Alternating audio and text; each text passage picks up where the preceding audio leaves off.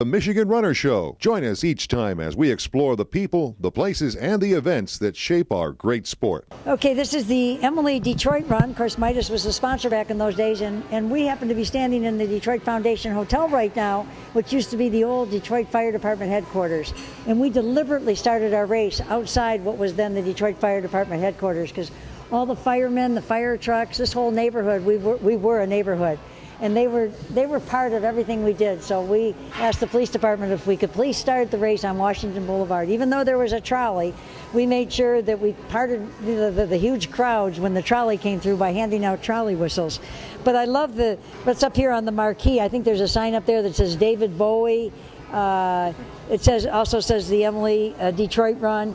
But everybody that looks at this picture is just, they either try to find themselves in it, but more importantly, what they remember is the party on the streets out here outside the Detroit Fire Department headquarters that would last for probably 3-4 hours after the race. The race was always very popular because it went through the city streets, through Greektown, down into the Riverwalk area. Well, it wasn't Riverwalk then, we called it Rivertown.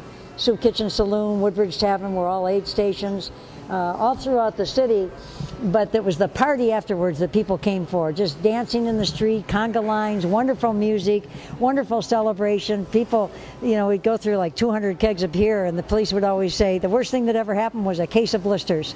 So it was a very happy crowd. As we talked about earlier, Fred LeBeau, who was the president of the New York Roadrunners Club, came and spent a few days with us and ran in our run. We had Lisa Weidenbach was one of our winners. Lisa was the last person to win the last American female to win the Boston Marathon before Desi won this year at the Boston Marathon. So I love this picture. I've saved it for 40 years. It's been in my locker, but every time I pull it out, it just brings something out of people, remembering that either they were there or maybe they're seeing it for the first time and going like, oh, now I get a picture of what that was like.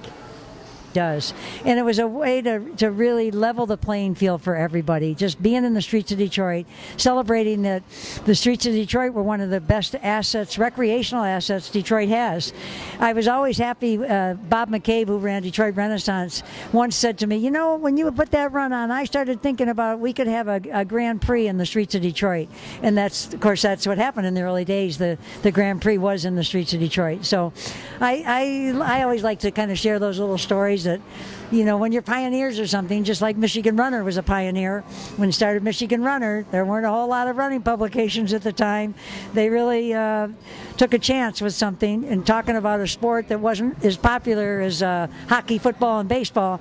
So we're all pioneers together, and here we are today down at the Detroit Foundation Hotel, formerly the Detroit Fire Department headquarters, and right at the corner where the Emily Detroit Run, where this picture was taken 40 years ago. So it's fun to have the past meet the present, as the general manager here, Bob Lambert, says. So they've really welcomed me back, and we're talking about rebooting the run in some way.